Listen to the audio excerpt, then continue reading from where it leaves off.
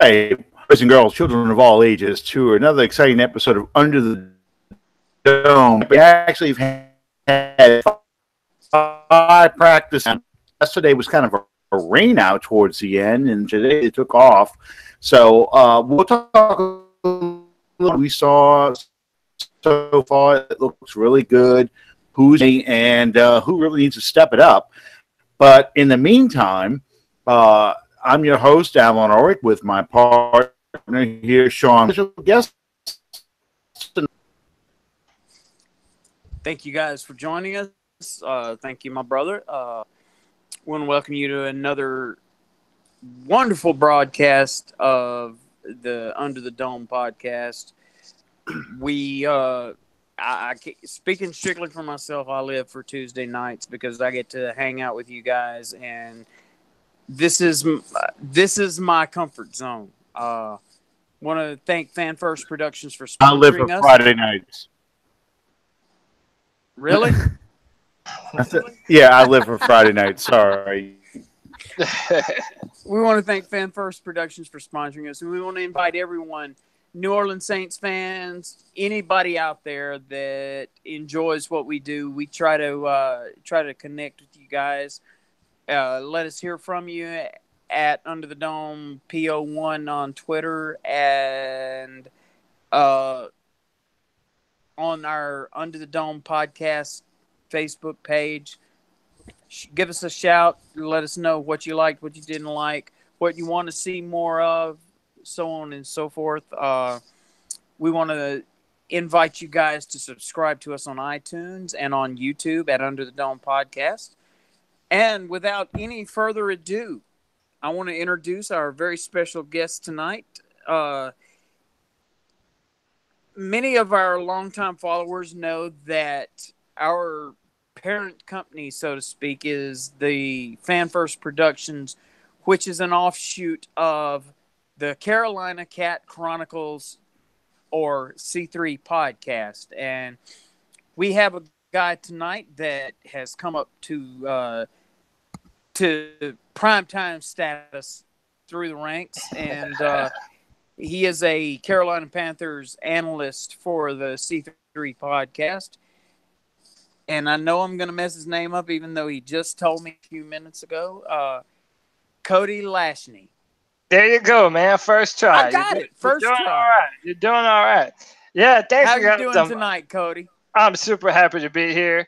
Or as happy as I can be on the Saints podcast. But listen, man, I'm happy that you guys invited me. I'm proud to represent the C3 family, and I'm ready to talk football. Whatever questions you guys have, I'll do my best to answer it and give you guys some quality material for the Under the Dome podcast tonight.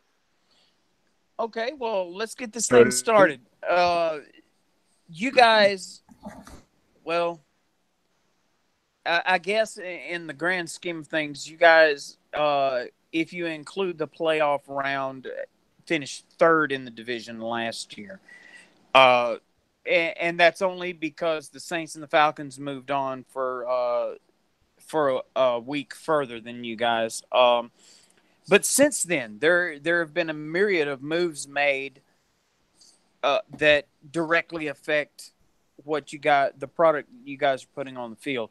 You're under new ownership.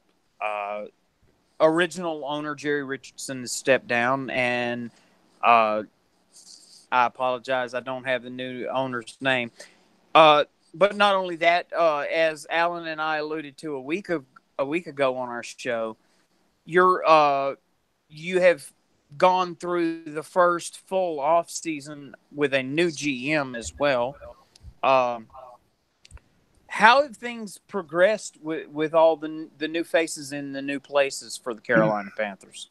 You know, even though there's so many question marks surrounding the team right now, on the football field and off the football field, there really does seem to be a sense of optimism moving forward, as if there's something to look forward to, that it's really a new age of Carolina Panthers football. We have a brand new owner. His name is David Tepper. He's from Pittsburgh. He was a former minority owner of the Pittsburgh Steelers. And, yeah, he's the brand new owner of the Carolina Panthers. He made his money when the stock market crashed in 2008, betting that the banks would come back in a big way. And he made himself quite a fortune at $11 billion. And he was basically the only owner that was able to write a check for the team, whereas everyone else had to get together a group, try and put together funding to buy the team. David Tepper, all he had to do was one stroke of the pen, and the team was his. But yeah, there's a lot to worry about, but also a lot to be excited about. And we feel like we have just as good of a chance to compete in the division as we did last year and, the year that we went to the Super Bowl.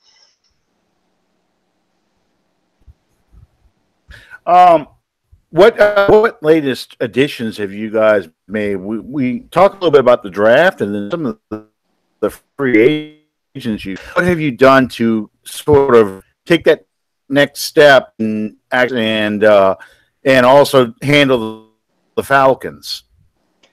So it really seems as there has been a concerted effort to get faster on the field, both in our defensive backfield and just on our offense, specifically at our receiver position. We brought in Torrey Smith from Philadelphia. We drafted DJ Moore in the first round.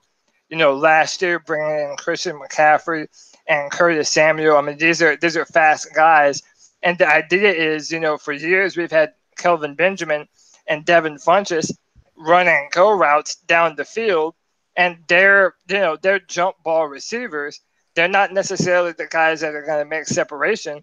So, everyone wants to blame Cam for his completion percentages, but if you look at the types of windows that he's had to throw into, he hasn't had a whole lot to work with. So this year they're trying to really put some weapons around him that is going to make his job easier and help him accelerate at what he's the best at, and that's throwing the ball downfield.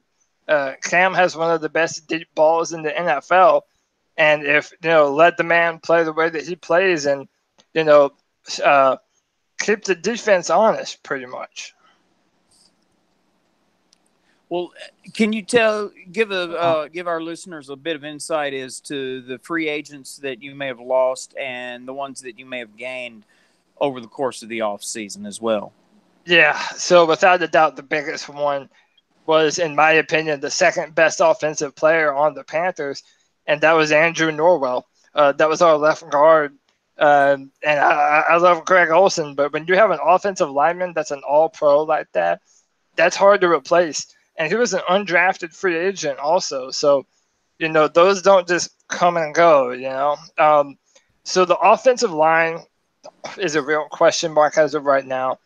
We lost Star Latulele, but that didn't really upset us too much, and we feel like we upgraded that position with Don Poe at defensive tackle. Other than that, Kurt Coleman, which I'm sure you guys are familiar with, who is a New Orleans Saint now. Other than that, there haven't been too many big name losses outside of Andrew Norwell, and that's the one that honestly keeps us Panthers fans up at night. Well, yeah, Kurt Coleman's one of the guys that's having a very good camp so far. He's been a real leader out there. I know he was hurt for you guys a lot, and that was part of the reason why the Panthers didn't re-sign him. But he's really been an upgrade for us in the secondary, kind of coming in as that third safety, or in the big nickel they call package, where we put 5 defensive backs out there. Right. Patrick Robinson that we got from the Eagles, who we drafted in the first round back in 2010. Yeah. Both those guys are having very good camps for us. So, yeah, in 2000. So thank you for Coleman. Yeah, in 2015, Kurt Coleman was a ball hawk. I mean, he was getting interceptions. I think he had the most interceptions out of any free safety in the NFL that season that we went to the Super Bowl. So, he's he's an asset, but the final 2 years, 2016, they had him at box safety, and that's not really his position. And then in 2017, he had some concussion problems. And even when he was on the field, there was just a sense that something was off. It just didn't gel the right way. Honestly, it took us by surprise when our new general manager, new/old general manager, Marty Herney, cut him from the team because no one saw that coming. We didn't feel that we were very deep at the safety position anyway. So at the time, it was very baffling as to why you would cut Kirk Coleman, who knows what we do and has been a consistent presence in the Panthers backfield for a long time. So yeah, it doesn't surprise me that that he's doing well with y'all. He's a knowledgeable veteran for sure. It seems like if you go back and you look over the brief history of the Carolina Panthers, in conjunction with the New Orleans Saints, we've shared so many players. Your Sam Mills, your Wesley Walls, your Roman Harper. And sometimes I sit back and I think about it, and I wonder if it's so much getting a quality player as it is getting an insight into the enemy's mindset and game day stuff. Hey, throw Teddy Ginn Jr. into that list. Coach Jim.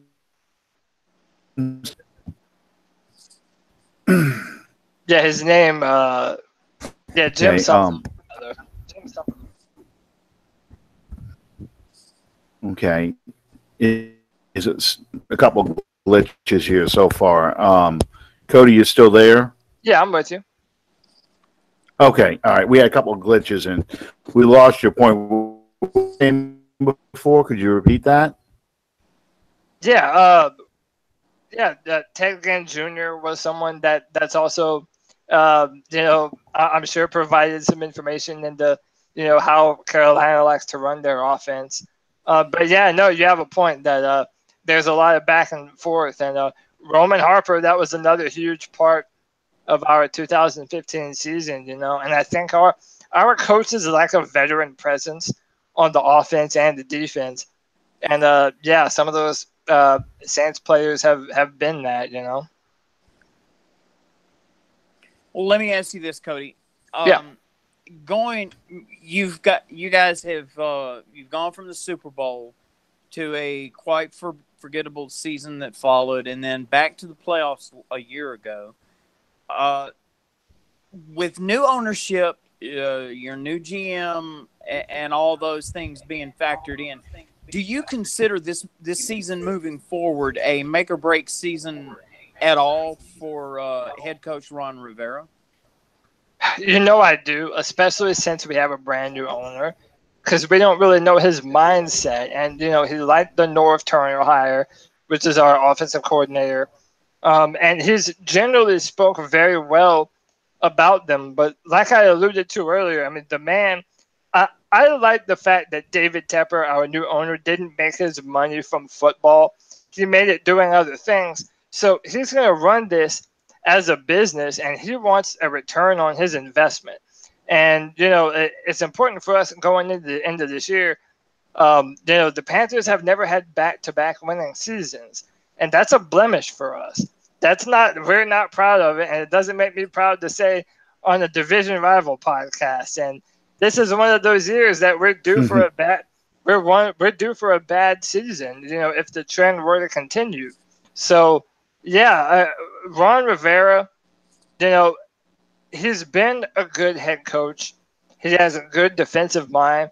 There have been times when we question his clock management and whether or not to go for it when you're at your own 50-yard line on fourth down.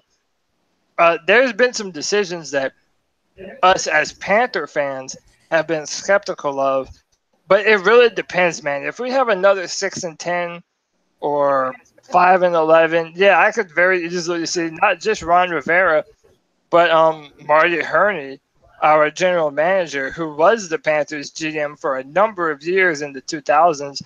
I could very easily see David Tepper saying, well, it's time for something new and fresh here in Carolina.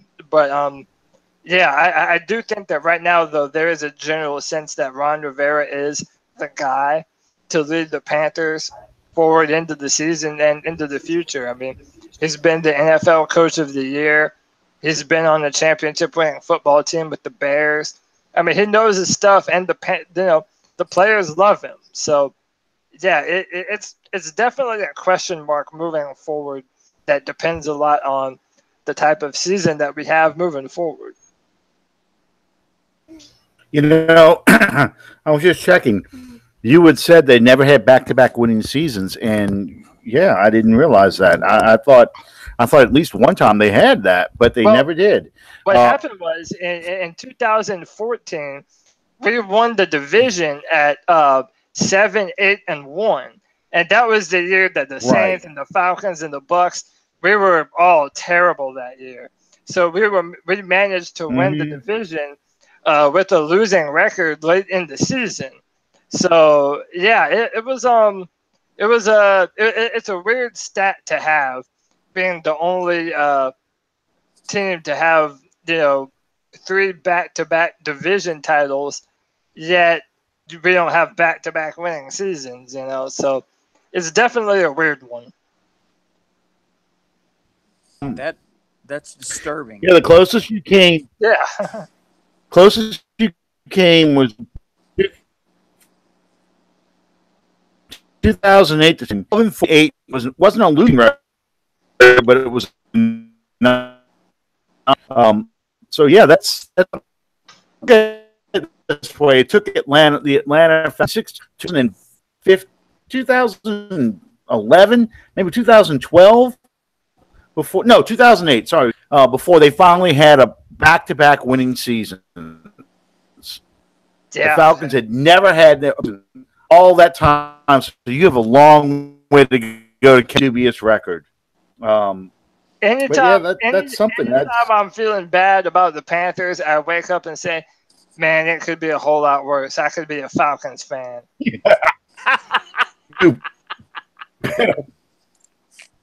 Fans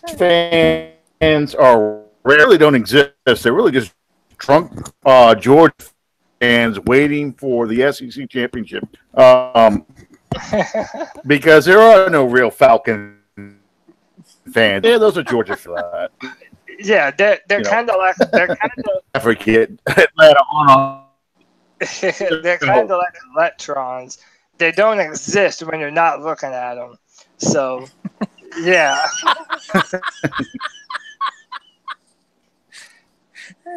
That's a high-class Falcons dish. Right never have a Falcons fan on this show. Well, yeah, we do. One. He was the only one we could find, so we had to keep him around. So, Cody, how's it been going for the Panthers so far? I mean, we're only a week into it, so. Yeah, there's really been, it feels like, more bad news than good news. So last year we had a standout right tackle by the name of Darrell Williams, and Pro Football Focus rated him the number 3 tackle in all of football. And day before yesterday, he goes down. The team is praying for him. They're by his side. He dislocated his patella and tore an MCL. Oh.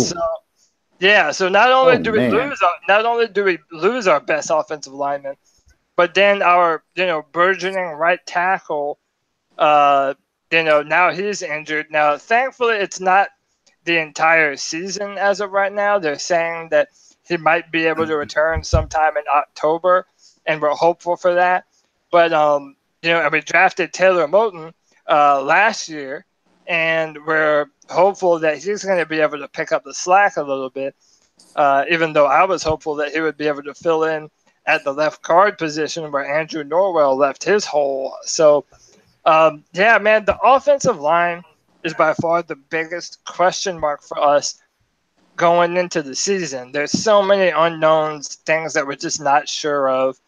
And then we had a free agent corner from the Giants by the name of Ross Cockrell, and I forget what bones he broke, but the other day he got his leg caught up under Torrey Smith and snapped two Man. bones, and now he's done for the season, man. His season is over before it started.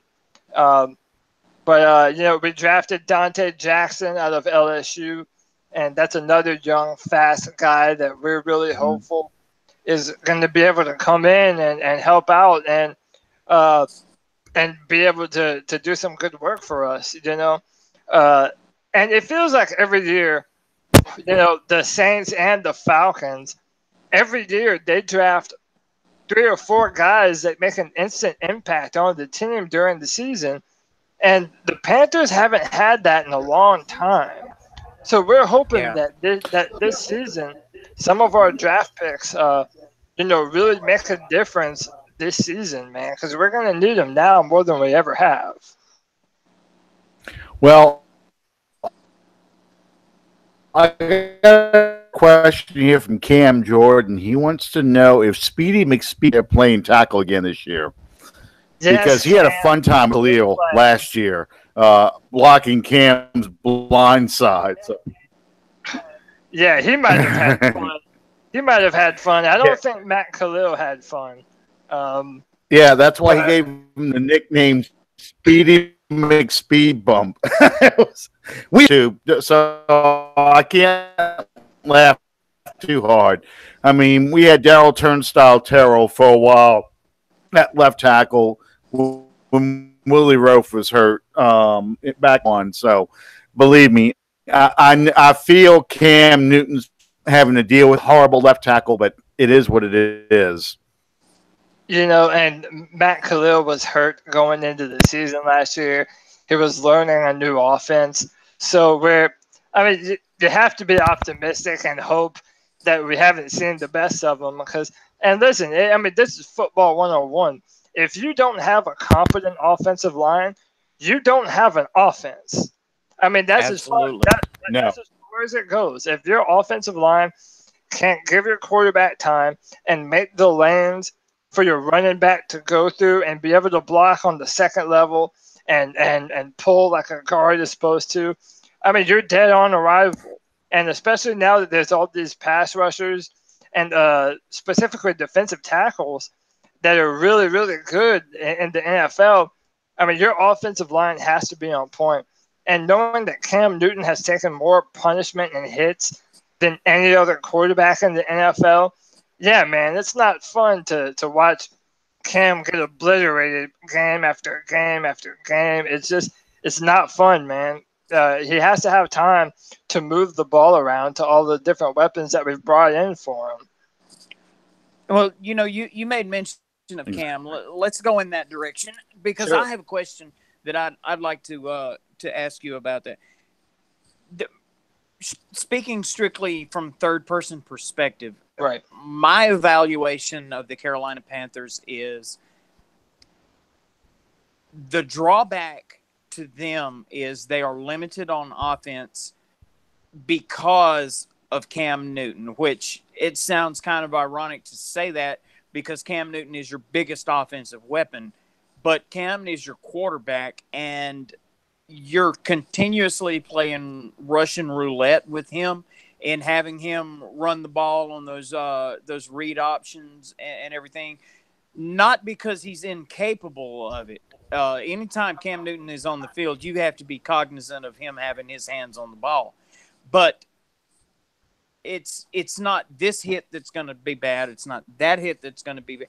It's the toll that this is incredible amount of abuse that he's taken already over his somewhat brief career as of yet.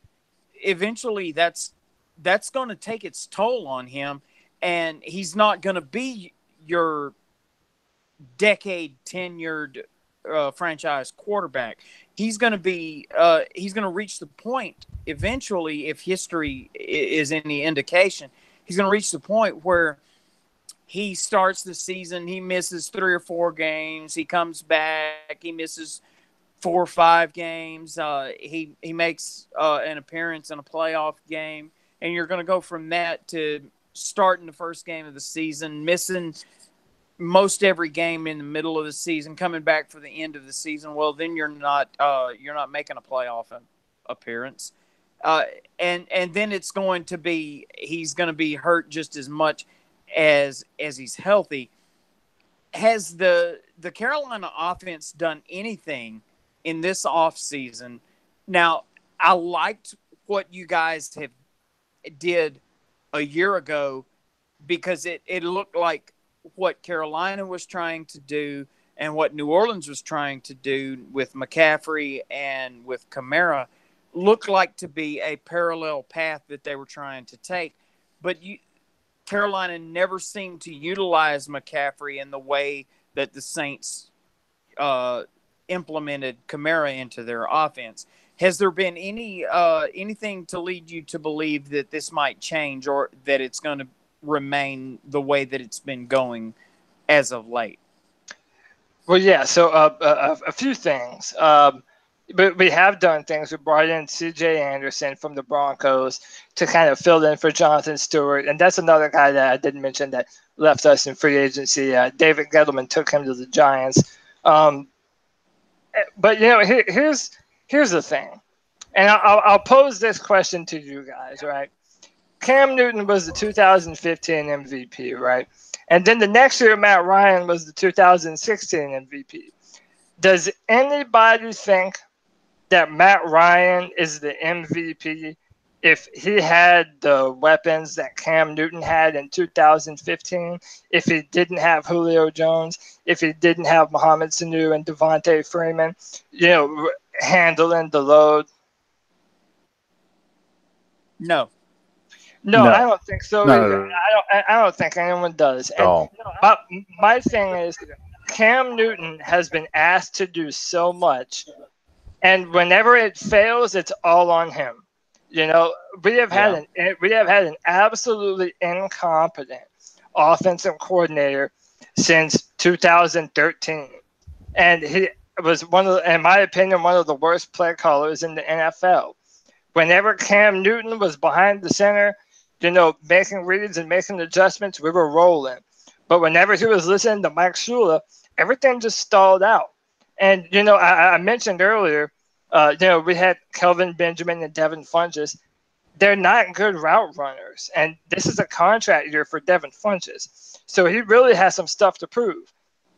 Now, am I going to sit here and tell you that Cam Newton is the most accurate quarterback in the NFL? No, I would never tell you that. But I will say that his completion percentage numbers, they're a bit misleading, especially when you're looking at how his number one option, since 2011 has been a tight end, Greg Olsen, and that's pretty much it. We haven't had an all-star running back because that running back has been Cam Newton. Last year, he led our team in rushing yards. He had more than Christian McCaffrey and Jonathan Stewart combined. So they're dependent on Cam Newton to run the ball. They're dependent on Cam Newton to throw the ball. They're dependent on him to make adjustments at the line and listen to Mike Shula's incompetence and Ron Rivera not going for it when they're on the 50-yard line. I feel like in the NFL, Russell Wilson, Andrew Luck, they talk about, oh, man, what would that team do without these different quarterbacks? Listen, Carolina is a 3 or 4 win team every year if Cam Newton doesn't exist, and that's, of course, I'm a Panthers fan, so I'm a Cam Newton defender. But we live and die by Cam Newton, And now that we have Christian McCaffrey, now that we have DJ Moore, we're hoping to have Curtis Samuel healthy. There does seem to be an effort to not only add speed to the receivers, but to make some check down passes that are available to him when the long ball isn't available. To not have him have to burden the load all the time is something that they have been trying to do. And they tried to do it last season and it failed. And then they started running the ball with Cam Newton even more. And then we started to roll, So there has to be a blend of Cam Newton running the ball and throwing the ball. But we do want him to take less punishment. That's 100% certain. Well, I think you're going to have to, because at the rate that he's going, If Cam Newton continues to absorb the type of punishment that he's been absorbing over the past couple of seasons, you're going to be looking for a new franchise quarterback in the next 4 to 5 years. Yeah, you might think that he's Superman, but he is a human just like everyone else. And listen, also to his credit, Cam Newton has never missed a start due to injury in his entire career. You know, Cam Newton has been a stalwart presence in our offense. And, you don't ever want to take that for granted, of course. You know, that's why I am hopeful that the weapons that we've brought in are going to help with that. But if our offensive line can't pick up some of the slack this year, it could be bad, you know, and we're very aware of that. Alan? For you. Why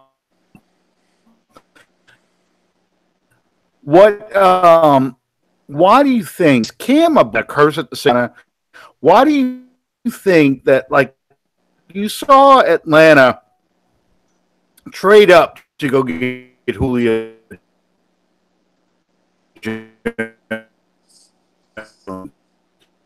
Seen the make aggressive moves to get Alvin. Franchise just isn't as aggressive to surround him with better talent.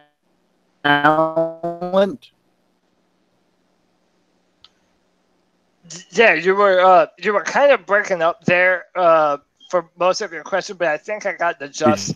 No, I think I got the question. No, I think I got the gist of what you were saying. Us not being aggressive and moving to get pieces around him, like trading up for receivers. I feel that really it's happened the last 2 years. So we have Christian McCaffrey in the first round with the 8th pick, which not a lot of fans were happy about. A lot of people thought he was a slot receiver, and that the number 8 pick, that was a little bit too rich for McCaffrey, but we're still very hopeful for him. Then they add Curtis Samuel in the 2nd round. And then this year we go out and get DJ Moore, who in my opinion was the best receiver in the draft. I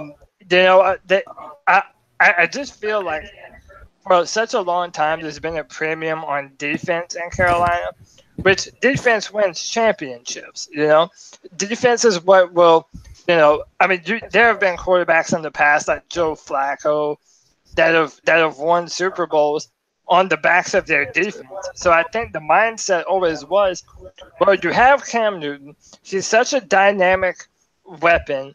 Let's let Cam do his thing.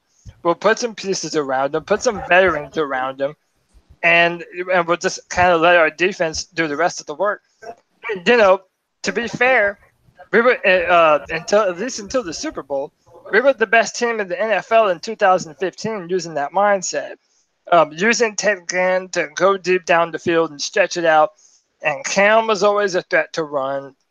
Also a lot of our offensive weapons just didn't work out. Kelvin Benjamin wasn't the number 1 wide receiver that everyone wanted him to be. He wasn't a Mike Evans type receiver that you have down in Tampa.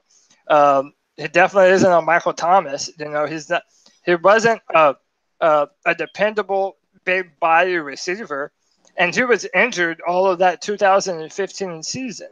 So I feel as though there's just been so much of a premium on defense and the feel that, well, Cam Newton can do it on his own if he has the ball in his hands. And at sometimes it's been their blessing, and at sometimes it's been their curse. Well, let me ask you this: going off of where you were heading with your comments there, in my opinion, the Super Bowl run that you guys made a few years ago wasn't necessarily powered by Cam Newton and a dynamic offense nearly so much as it was a stalwart defense. And I don't like. I think he was overrated. I really do. And that has absolutely nothing to do with the colors that he wore. But Josh Norman being. I think it might have to do with it just a little bit, but okay. No. Josh Norman and the role that he played in that secondary made a lot of difference for you guys. And ever since Norman left, it wasn't just Norman. Let me be clear about that. It was Norman leaving, Roman Harper leaving. You lost 2 to 3 starting quality players at one time in one off season out of that secondary, and it affected you greatly in the 2 seasons since. Is Carolina going to be able to replenish, rebuild, retool, whatever adjective you want to use there, that defense to a level that is going to make them a power to be reckoned with in the NFC South? Well, also, in 2016, one of the biggest issues was number 59, the best middle linebacker in the NFL, in my biased opinion. Luke Kuechly going out with concussion for the last half of the season, and I mean, he's a little bit better than all right, but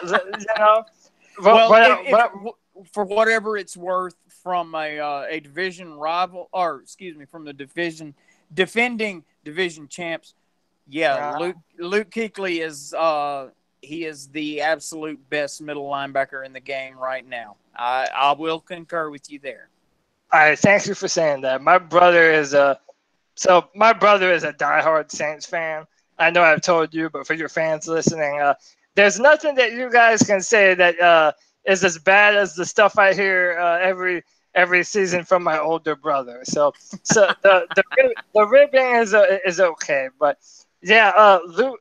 Luke Kuechly is our commander general on the defense, and we honestly feel as though if you let Cam have control of the offense and the way that Luke has control of the defense, we're going to be okay.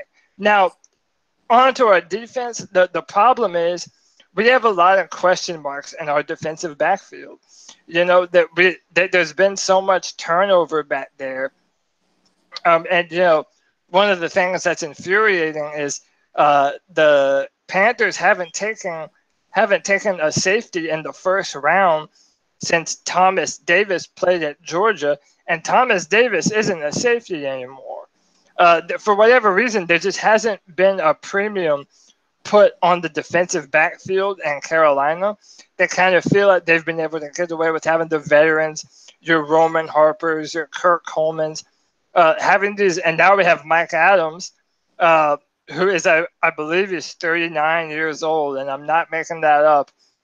And he's been playing strong safety for us the past 2 years in a row. And it all comes to our defense in the defensive backfield. We have to know what's going to happen back there, because I believe that we have a top 5 front 7 in the NFL. Julius Peppers is still doing his thing. Mario Addison is a name that you never hear enough. K'Wan Short is probably tied for the number 2 defensive tackle in the NFL. I think number 1 is Aaron Donald. And just having now Dontari Poe, who, like I said earlier, we believe is an upgrade over Star Lotulelei, and Star was a first-round pick. But Dontari Poe has been a better graded defensive tackle than Star Lotulelei was. So, we live and die by our front 7 on defense. But we live in a division with a Hall of Famer in Drew Brees and Matt Ryan. And, Jameis, for all of his problems, he throws a pretty nice long ball. So, there has to be an effort to stop teams from just throwing the ball downfield on the Panthers.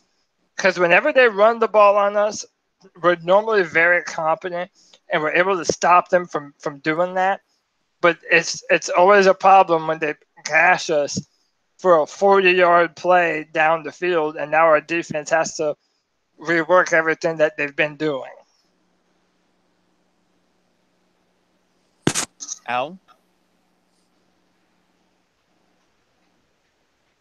Okay, well, we have no audio for Alan. We're working to get that straightened out. All right. Yeah, the Panthers guest comes on, and our total broadcast goes out the window. I think it's kind of subterfuge, but Yeah, I'm it's a like oil and water, pretty much.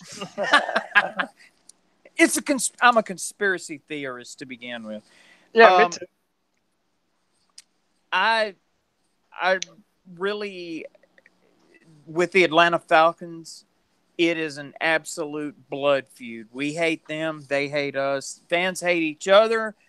Yeah. Uh, I can be driving to 5 miles the other side of Atlanta, and I'll go to Canada to avoid having to go through Atlanta.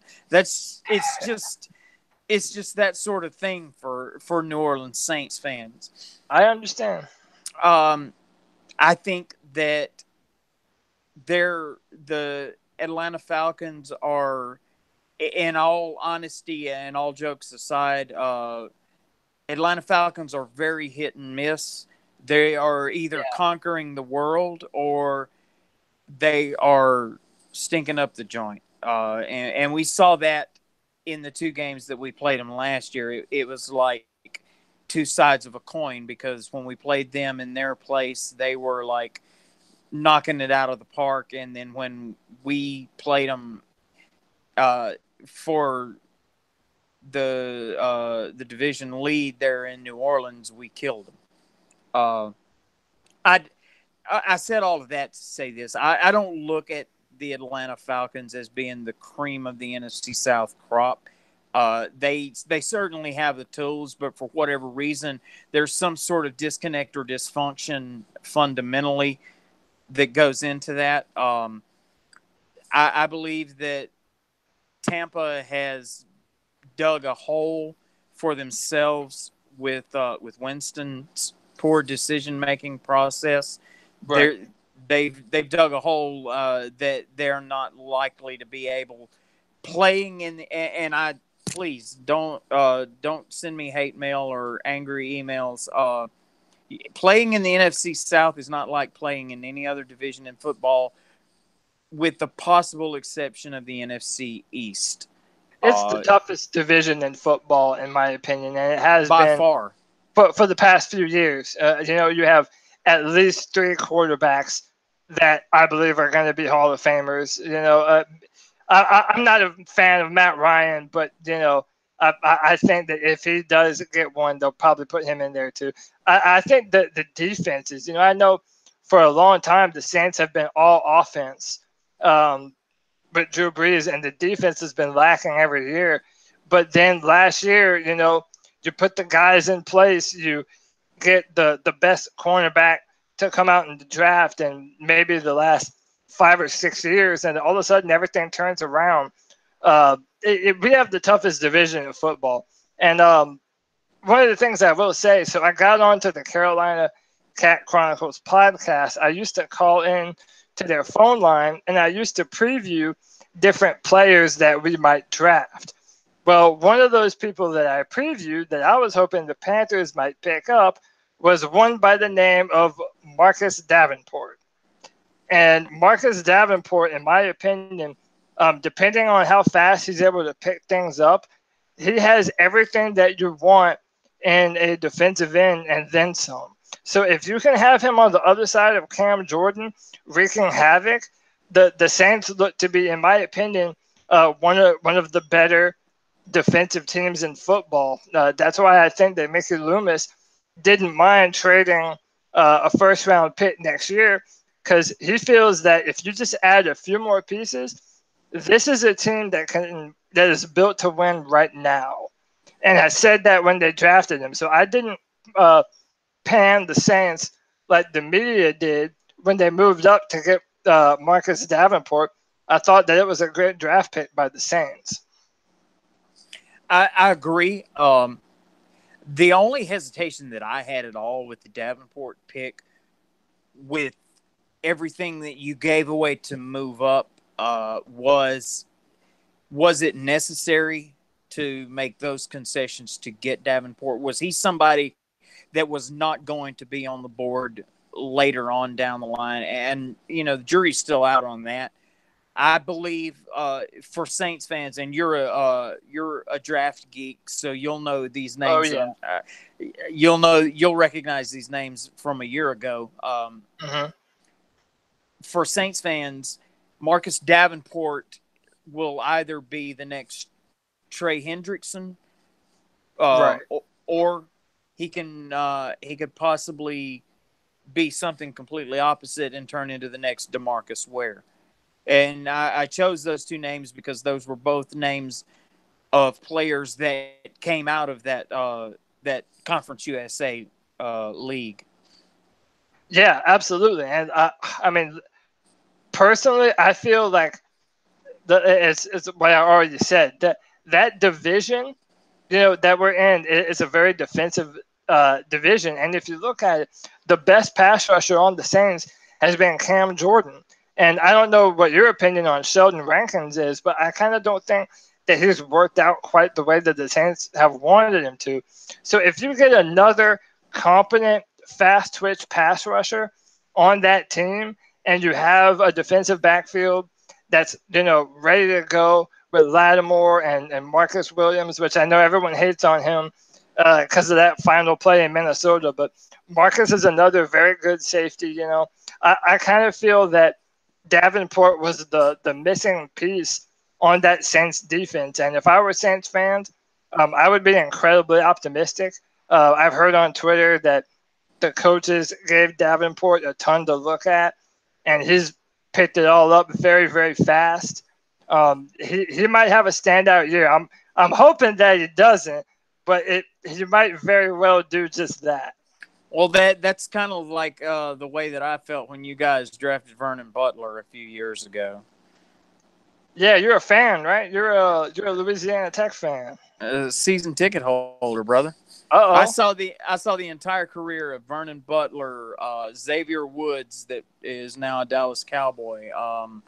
Okay. Kent, the running back that plays for the Ravens now, Kenneth Dixon, who Right. set the NCAA record for most touchdowns in his senior year. Let's see who else. Trent Taylor. I watched all those guys from the moment they stepped on campus until they went into the draft. Yeah, the go Dogs. Hey man. Yeah, Vernon Butler is still an enigma to us, to be honest. Vernon Butler showed a lot of promise, but it felt like we always drafted him as an insurance policy if we weren't able to re-sign K1 Short. And we were able to do that, and then we brought in Dontari Poe. So now it's kind of like, well, what was that pick for? Um, it's still an anomaly, and now they're saying that he pushed a woman in Dallas in a nightclub. So now there's question marks about that. We're waiting for Vernon to turn it on, man, because he has not proven a lot on this team yet for a first round draft pick. And we're hoping that this year, even if it's just a rotational guy, I mean, we need Vernon Butler to be able to step up in a real way this year. Well, you alluded to it earlier in the show when you were talking about the offensive line. To me, the most fundamental point about the game of football, the game comes down to to the line of scrimmage. If you're the offense, if you can dictate, Without question. Yeah. if you can't dictate success for your offensive unit at the offensive line, you're not going to do anything. If you can't protect the quarterback, if you can't open running lanes, if you can't move the ball, move the chains, score points, you're not going to win in games. And conversely, if you're a defensive team, if you can't pressure that quarterback, you can have the 5 absolute best defensive backs in the league in that secondary, but you're going up against one of the 32 best at what they do in the world as a quarterback. And if you give them enough time, they're going to find somebody to throw the ball to. So if you're not successful in your schemes at the very line of scrimmage, you're not going to succeed in this league. Not at all. I couldn't have said it better myself. It's all about getting pressure on the quarterback and protecting your quarterback. And if you can't do that, doesn't matter if you have the best receivers. It doesn't matter if you have the best cornerbacks. If there's not enough time to make that happen, then it's all for nothing, brother. Alan, do we have you back, brother?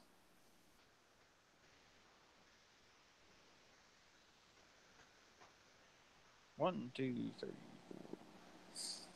four. No, I don't. Alan, I don't. Can you hear me?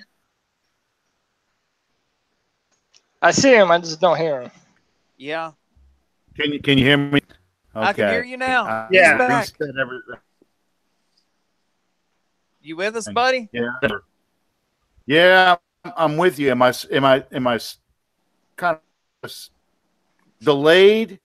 Yeah, it's you're lagging quite a bit. But you look incredibly like okay. Drew Brees in this picture. Oh man, as handsome as they come, dude. No, I don't. Yeah, no, I don't. No, I don't. It's been a terrible night with the system and everything else. I've been fooling with it the whole time. No. Well, I've tried to carry the banner respectfully for us. Y'all just go. I mean, the big, and I'm sure you covered it already, but the big thing that I was talking about earlier with Cam Newton, feel like he's been kind of a bless because phenomenal athlete, and like you had said earlier, Cody, it has been all about the defense, the pressure in the front seven. You haven't drafted ever, and the that Ron Rivera wants to play is he wants to win with his defense, win with his special teams, get big plays out of Cam, but play it close to the vest, Riverboat Ron, 24-31 and things like that, not a big explosive offense. And the problem you have is you're in a division with, Sean Payton and Matt Ryan and Julio Jones. So you got two offenses that like to throw the ball in the air and score a lot of points. And that's a hard way for the Carolina Panthers to keep up with that because they're designed to keep from scoring a lot of points. Keep Cam as more effective. And if they can't do that in trouble.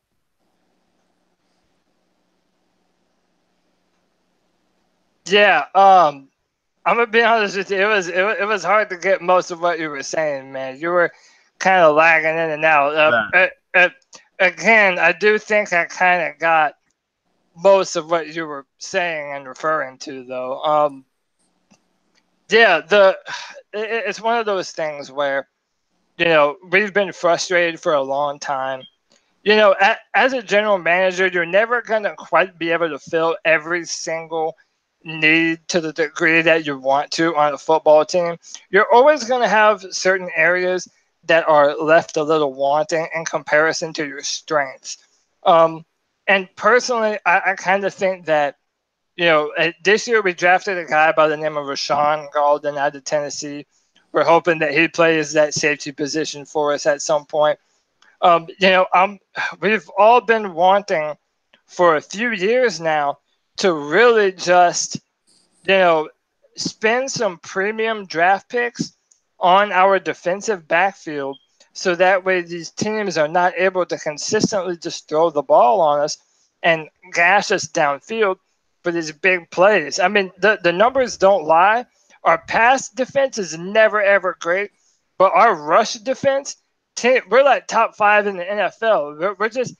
They're not able to run the ball on us. When you have Thomas Davis and Luke Kuechly and now Shaq Thompson, I mean, those guys are maulers, and K'Wan Short, he's able to make so much penetration, and Mario Addison and Julius Peppers on the edge.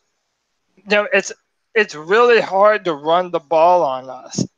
But that being said, we have to stop teams from being able to throw, especially now that that's what the NFL is moving in the direction of. Throwing downfield, having the fast receivers that make separation. Now you have running backs like Alvin Kamara and Christian McCaffrey, and they're good for 80 to 90 plus receptions in a game now. And add in Devontae Freeman. You have to be able to defend the pass, and if you don't, and you're one-dimensional, it really doesn't matter what kind of offense you have. I mean, you guys know that better than anyone else. You've always had a dynamic offense, but if your defense can't carry the load, then it's what are you doing, Well, I've said that repeatedly this offseason. For all the Drew Brees, Alvin Kamara, Mark Ingram, Michael Thomas, Ben Watson, for all the weapons that you got on offense, the success of this 2018 New Orleans Saints team is going to be determined by the success of the New Orleans Saints defensive unit this year. Yeah, like I said, man, championships are won on defense, and if you and even when the Saints won in 2009, you don't necessarily even have to have the best defense in the NFL, although it definitely helps. But but when you have a defense that's able to get takeaways, that's the biggest thing.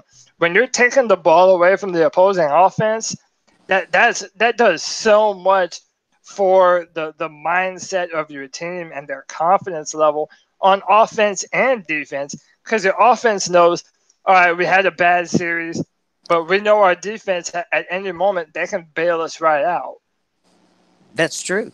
That 2009 defense for the Saints was so incredible because, like you said, in the first half of the season, Darren Sharper had like 4 or 5 pick sixes. And when your defense is scoring points, those were better times for Darren, huh? Yeah, I think he should go into the Saints Hall of Fame. He can simulcast his acceptance speech from his jail cell.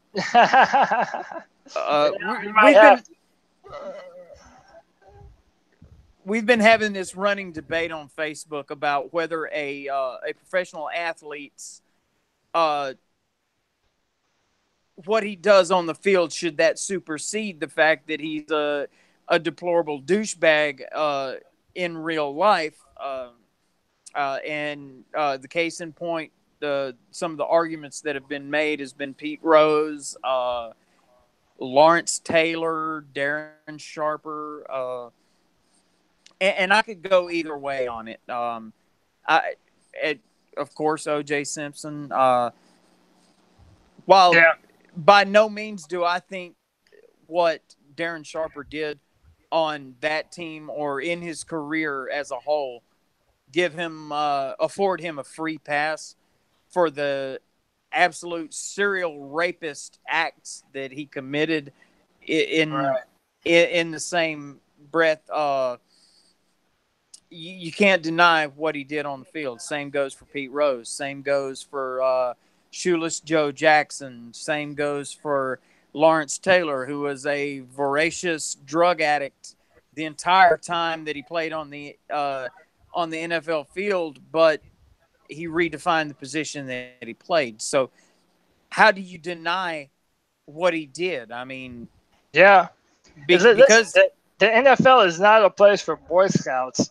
I mean, it doesn't matter how good you are off the field. You can be a perfect little angel, cracking open your Bible in church every Sunday morning. That doesn't necessarily always win football games. You need some mean SOBs to be able to take over. And a lot of those guys, they don't come from great backgrounds. So sure, they come into the NFL with all this baggage. It's a way for them to get out of their circumstances that they grew up in. Sometimes you have some Darren Sharpers and some O.J. Simpsons. It's just kind of the way it goes. Yeah. Alan, do you have anything else for Cody? Man, I've been having so much trouble tonight. Be lucky y'all even hear me. Cody, I just want to thank you for joining us tonight. I'm gonna let Sean kind of drive this for a little bit because I'm in so much trouble tonight. But okay, thank you man. for being on the show. Hey, thank you all for having me, man. I'm proud to. I'm kind of a new addition to the C3 podcast as well. So the fact that Joe wanted me to come on, it means the world. I love doing the podcast. It's fun. And hey, man, listen. I hope you win every game except for week. What is it? 16 and 14. So that way, when we do beat you, we can say that we beat a pretty good team. Yeah. Cody, tell everyone how they can follow you and your work, man. Yeah, at Cody Lack, CODYLAC on Twitter. Every Tuesday night on the Carolina Cat Chronicles podcast. That's where I do my thing. I post a lot about Carolina Panthers football. I'm also a diehard Clemson Tigers fan. So, normally when the Panthers are doing bad, the Tigers kind of at least put me in an okay kind of mood. And let me tell you, man, that was bad last year. Clemson Tigers lost to Alabama in the Superdome, and then the Panthers follow up and do the same thing in the Superdome. So, yeah, I didn't have a great time with the state of Louisiana last year, man. But listen, thanks you both for having me, and best of luck to the both of you on everything you're doing with the podcast. And have me on anytime you want me. Anytime you need me, I'll be here to talk some football with y'all. Thank you so much, Absolutely. Cody, for joining us tonight. And just for the record, we do our expanded format season kickoff show. I think the date for it this year is going to be September the 8th. But I'll be in touch, and if you're up for it, brother, we'd love to have you on as our Carolina Panthers analyst. Say the word, man. Say the word, and I'm here, dude. Appreciate it. All right, Sean Allen, you two have a wonderful night. You too, Cody. Thanks so much. Thank you. Thanks, Cody, so much for joining us tonight. He was pretty sharp. I see why Joey spoke so highly of him. I apologize so much for all the problems we've been having. I don't know why, night of all nights, it just kept dropping out on me. I got kicked out twice. So yeah. It definitely was something going on my end toniof Yeah, my heart stopped the first listen, time. Listen, real happened. quick, I just wanted to kind of touch on a couple of things. Is the left bad? I hear you.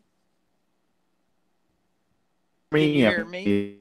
Is it just is delay just that bad? It comes and goes. Carry on, brother. Okay. Do your thing. All right. Well, I'll try. Real quick, we've had 5 days of camp, and we basically, if this guy here, number 13, Michael Thomas, is poised for another monster season.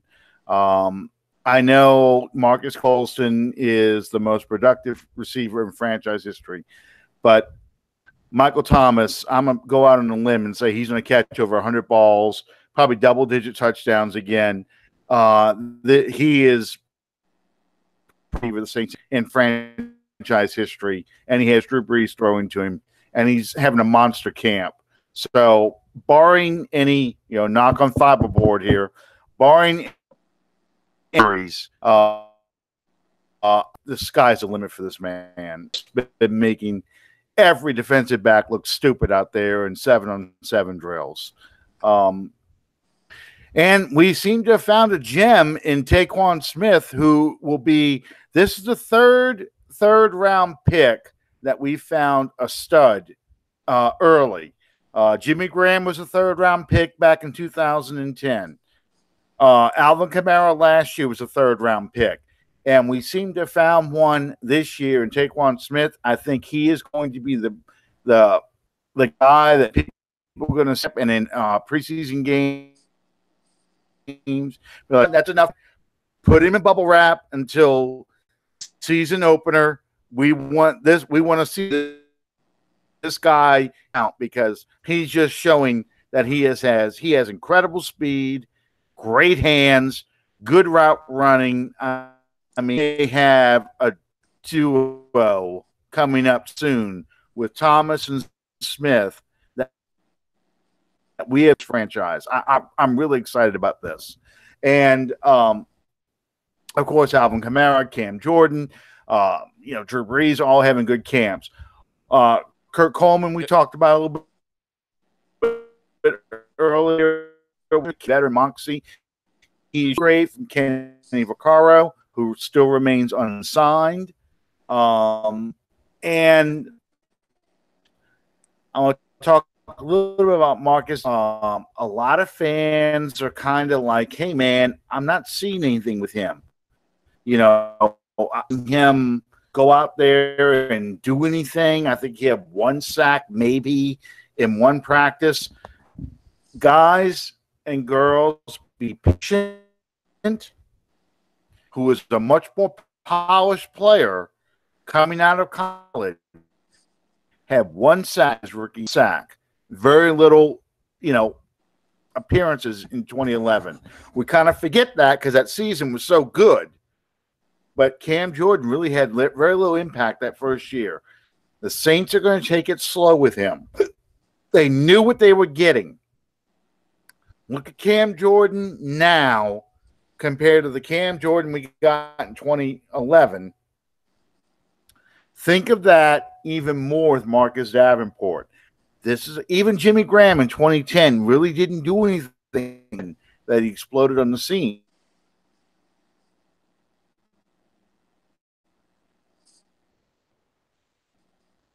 That it's just going to take him some time to translate that on the field. And people want that microwave instant reaction for a draft pick. But the good news is Alex Okafor has not shown any setbacks from his injury. That gives us time with Davenport. So that's kind of what I wanted to say about camp so far. What have you heard so far, Loading? The only thing that I would think to add is the late breaking news this afternoon that we signed 2 additional wide receivers. That would be Brandon Tate and who is the other? Michael Floyd. Michael Floyd brings in a rap sheet. Which may or may not have consequence moving forward. We'll just have to wait and see on that. Tate seems to be a move made towards solidifying a kick return game that has not exactly blown Sean Payton away to this point in camp. There again, that remains to be seen. And if I'm not mistaken, we are 9 days removed from the first preseason game. Yeah, that's about right. I think this Thursday is the Hall of Fame game, or this Sunday. We'll play. Yeah, we have the Hall of Fame game this weekend. So, who plays in that? Who plays in the Hall of Fame game? Wow. Yeah. Okay. Well, we want to thank you guys for joining us tonight. We apologize for all the technical issues that we've had. We're working to get those worked out for everyone, ourselves included. We want to thank Cody Lashney for joining us tonight. And as always, thank you guys, because without you, there is no us. And where would you rather be than under the dome? Thank you guys so much for joining us tonight. See you guys again next Tuesday. Peace. Good night, everybody. Thank you, and I hope you guys said tonight. Thanks again. Good night.